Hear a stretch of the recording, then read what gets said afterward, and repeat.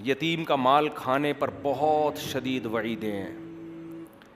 یتیم کا مال کیسے کھایا جاتا ہے؟ بڑا بھائی چھوٹے بھائی کی وراثت کھا جائے, بڑا بھائی چھوٹی بہن کی وراثت کھا جائے. یاد رکھو, کسی کا انتقال ہو گیا اور اس کی بیوی کو پریگنینسی تھی, 1 دن کا حمل تھا, اس حمل کا بھی وراثت میں پورا پورا حصہ ہے. اس کو لڑکا فرض کیا جائے گا اور لڑکے کا حصہ نکال کے رکھا جائے گا. اگر لڑکی ہو گئی تو آدھا کم کر کے بانٹ دیں گے, ورنہ اس کو کیا فرض کریں گے؟ لڑکا. اور اگر ٹوئنز پیدا ہو گئے تو دوبارہ سے تقسیم ہوگی وراثت کی. تو اس حمل کا بھی شریعت نے حصہ رکھا ہے. وراثت کے احکام میں آج بہت زیادہ کوتاہیاں ہیں. عام طور پر بعض علاقوں میں ایسا ہوتا ہے کہ بڑا بھائی وہ باپ کی ساری وراثت پہ قبضہ کر کے اس کو جیسے چاہے اڑاتا رہتا ہے, چھوٹوں کو پتہ ہی نہیں ہوتا, ان کو عید بقرعید پہ بس کھلایا پلایا جا رہا ہوتا ہے. اور بہنوں کا حصہ تو گاؤں دیہاتوں میں تو رواج ہی نہیں ہے بہنوں کا حصہ دینا. تو قرآن نے یہاں عورت کی وراثت کھانے کو منع کیا. دیکھو, غیرت کے ساتھ زندگی گزارو, خدا کی قسم مزہ نہ آئے پیسے واپس.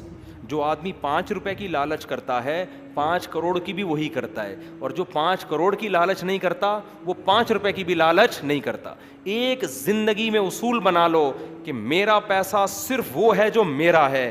کسی کی جیب میں کیا ہے, آپ کی بیوی کے پاس کہاں سے پیسہ آتا ہے, اس کے باپ نے اس کو کیا دیا, اس کے پاس کتنا سونا ہے, اس سے بے غرض ہو جاؤ آپ.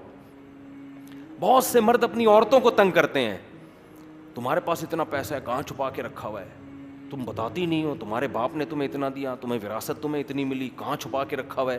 چھوڑو یار, تمہارا تھوڑی ہے وہ, تم اپنی ذمہ داری ادا کرو. آلو پیاز ٹماٹر کی عید بقرعید کی اپنی ذمہ داری ادا کرو. بولو بھائی مجھے اللہ نے مرد بنایا, گھر کا سربراہ بنایا, مجھے جو اللہ دے گا, جو میرے حقوق ہیں وہ میں پورا کروں گا.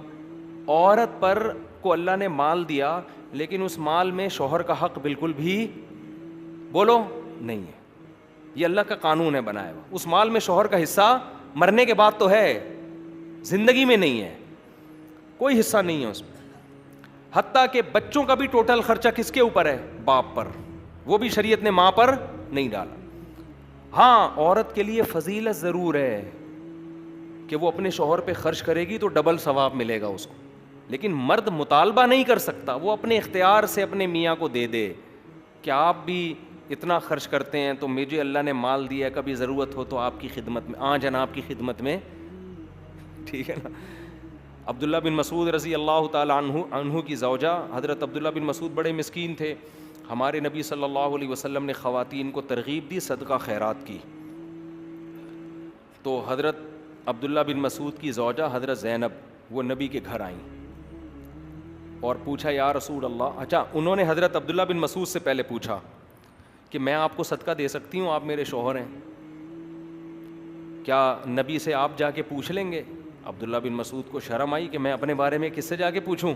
نبی سے, کہ میری بیوی مجھے پیسے دینا چاہتی ہے, کیا اس کو صدقے کا ثواب ملے گا؟ غیرت تھی صحابہ نے فرمایا میں نہیں پوچھوں گا جا کے, یہ مجھے شرم آتی ہے اس سے ایسا پوچھتے ہوئے, تم نے پوچھنا ہے تم ہی جا کے پوچھو. لیکن ان کو کہا کہ نام نہیں بتانا, کہ میرے بارے میں, ایک حیا آتی ہے نا انسان کو, میرے بارے میں نہیں بتانا, ایسی کامن مسئلہ پوچھنا. تو حضرت زینب چلی گئیں رسول اللہ صلی اللہ علیہ وسلم کے گھر پہ.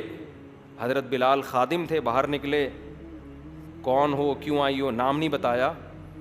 بتایا کہ بھائی ایک عورت اپنے شوہر پہ اگر پیسے دیتی ہے تو اس کو صدقے کا ثواب ملے گا کہ نہیں ملے گا؟ نبی نے پوچھا نام پوچھ کے آؤ, کون پوچھ رہی ہے؟ نبی نے فرمایا حضرت بلال سے نام پوچھ کے آؤ, ٹھیک ہے نا. اب وہ چاہ رہی تھی کہ نام نمایاں نہ ہو تاکہ شوہر کے راز فاش نہ ہو نا. ہوتا یہ ہے نا کہ جو عزت دار لوگ ہوتے ہیں وہ نہیں چاہتے اس طرح شوہر کا نام فاش نہ ہو. تو انہوں نے پھر صرف اپنا نام بتایا, زینب. پوچھو زینب آئی ہیں, تو تاکہ مدینہ میں تو بہت ساری زینب نام کی عورتیں تھیں. حضرت بلال نے جا کے نبی سے عرض کیا یا رسول اللہ, جو خاتون مسئلہ پوچھنے آئی ہیں ان کا نام ہے زینب. آپ نے فرمایا ایو زینب, کون سی زینب؟ مدینہ میں تو زینب نام کی خاتون بہت ہیں, ان سے پوچھو کون سی زینب. شاید نبی اس لیے بھی پوچھنا چاہ رہے تھے کہ شوہر کا تو پتہ چلے کس شوہر پہ خرچ کرنا چاہتی ہیں, شوہر کا تو پتہ چلے. تو حضرت بلال نے آ کے پوچھا, نبی پوچھ رہے ہیں کون سی والی زینب؟ پھر انہوں نے فرمایا کہ عبداللہ بن مسعود کی بیوی. حضرت بلال نے جا کے بتایا, نبی تو خوش ہوئے, وہ تو چاہتے تھے عبداللہ بن مسعود پہ خرچ ہو. تو آپ نے فرمایا حضرت بلال سے ان کو بتا دو تمہیں 2 اجر ملیں گے اگر اپنے شوہر پہ خرچ کرو گی, ایک صدقے کا اور ایک رشتہ داری جوڑنے کا.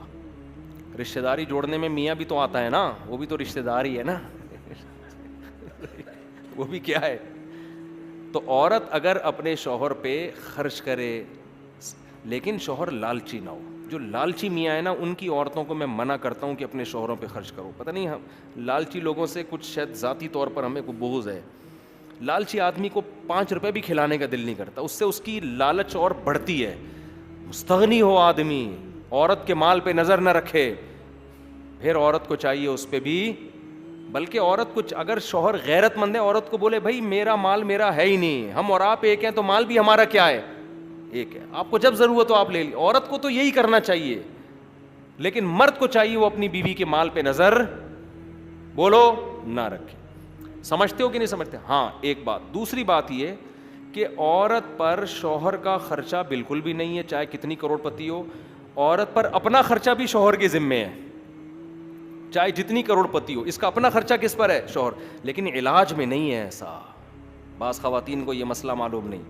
جب عورت بیمار ہوتی ہے نا, علاج بیمار ہوتی ہے, اس کے پاس اگر پیسہ ہے تو شرعاً اپنا علاج اپنے پیسوں سے لازم ہے. شوہر پر بیوی پر علاج کے لیے خرچ کرنا لازم نہیں ہے.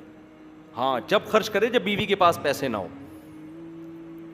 سمجھتے ہو کہ نہیں سمجھتے؟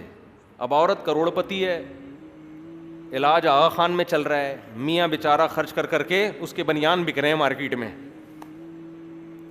سمجھ رہے ہیں نا, وہ بنیان سے بھی گیا. تو یہاں بعض خواتین کی طرف سے پھر زیادتی ہوتی ہے.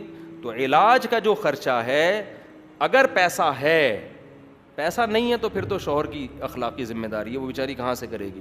اگر اس کے پاس پیسہ ہے, دیکھو اگر عورت کے پاس 1 کروڑ روپے بھی ہیں, آلو پیاز ٹماٹر کا خرچہ پھر بھی کس کے ذمے ہے؟ شوہر کے ذمے, چاہے وہ رکشہ چلا رہا ہو, کیونکہ یہ نان نفقے میں آتا ہے. علاج نان نفقے میں نہیں آتا, سمجھتے ہیں؟ نان نفقہ کس کے ذمے ہے؟ شوہر کے ذمے, چاہے وہ غریب ہے.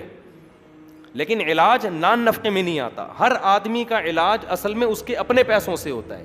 جیسے آپ اگر مر جائیں گے نا, تو آپ کے کفن دفن کا خرچہ سب سے پہلے آپ کے خرچے پہ ہوگا.